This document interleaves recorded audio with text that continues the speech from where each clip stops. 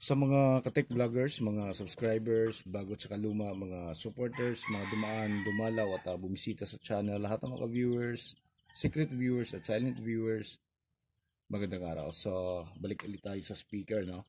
So, ito na yung ano natin, siguro ang tagal nating napalitan, kulang-kulang isang buwan.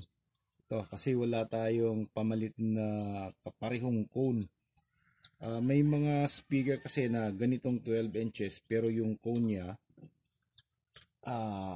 ibang klase. Katulad nito pang 12 inches to eh. Kaso maliit yung dito.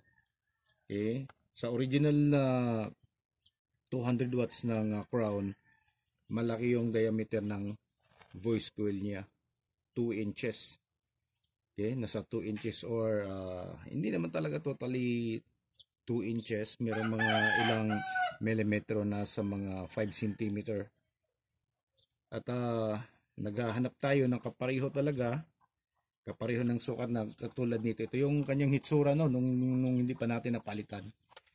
At wala tayong makita na malaking cone, either pang woofer or pang instrumental na pang 2 inches yung butas dito. So pwede naman siya tabasin dito. Pwedeng tabasin. Kaso ang problema natin kasi kapag tinabas mo to, iiksi itong cone. Ang mangyayari katulad nito, ito yung gawa ng iba oh. So ganito ka ba gumawa ng, ganito ka ba magkabit ng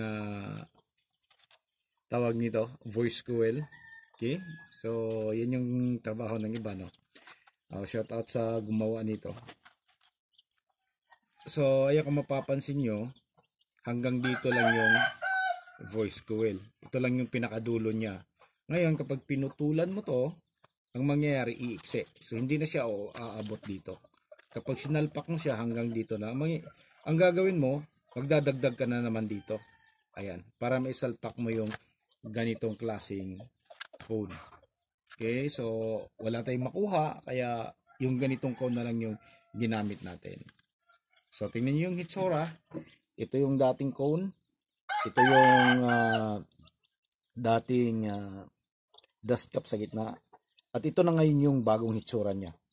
At ang pinalit natin dahil wala tayong makuhang instrumental woofer or pang PE na instrumental cone or pang PE na cone. So yung pang woofer yung ginamit natin. Pero okay pa rin. Lutang na lutang pa rin yung kanyang pagka-instrumental, yung kanyang tunog. So ito na yung kanyang bagong hitsura ngayon.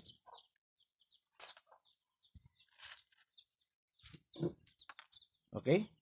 Ayan. So maganda na tingnan, hindi na siya mukhang basura. Nasa sentrong-sentro yung ano niya, yung dust cap natin. So walang naglabasang pandikit. Okay? Tapos dito, malinis na malinis yan. Ayan.